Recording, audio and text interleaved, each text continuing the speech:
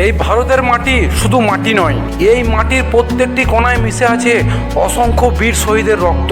আর এই দেশ শুধু একটা ভূখণ্ড নয়, এটা আমাদের পরিচয়, এটা আমাদের গর্ব, আর এটা আমাদের ভারত। অটল বিহারী বাজপেয়ীজি বলেছিলেন, ভারত কোনো ভূমিখণ্ডের টুকরো নয়, এটি হলো জিতা জাগদা রাষ্ট্রপুরুষ। এর প্রতিটি কোণায় লুকিয়ে আছে এক আমাদের দেশের প্রতি বিশাল ভালোবাসা ও অনুভূতি। ইয়ে বন্ধন কি ধরতি হ্যায়, ইয়ে অভিনন্দন কি ধরতি হ্যায়, ইয়ে অর্পণ কি ভূমি হ্যায়, ইয়ে তর্পণ কি ভূমি হ্যায়। এই ভারতের নদী শুধু নদী নয়, আমাদের কাছে প্রত্যেকটা নদী গঙ্গার মতো পবিত্র। এই দেশের প্রত্যেকটি কঙ্কর আমাদের কাছে শঙ্করের মতো পবিত্র। আমরা বাঁচবো তো এই ভারতের জন্য, আর আমরা লড়বো তো এই ভারতের জন্য। আর যদি কখনো আমাদেরকে এই ভারতের জন্য প্রাণ দিতে হয়, তাহলে আমরা সেটা গর্বের সাথে দেব, কারণ আমাদের শরীর একদিন এই মাটিতে মিশে যাবে, কিন্তু আমাদের ভালোবাসা থেকে যাবে আমাদের এই দেশের মাটির প্রতি। আর মৃত্যুর পরেও যদি গঙ্গার চলে ভেসে চলা আমাদের অস্থিকে কেউ যদি কান লাগিয়ে শোনে, তাহলে তারা একটাই আওয়াজ শুনতে পাবে, ভারত মাতা কি জয়, ভারত মাতা কি জয়।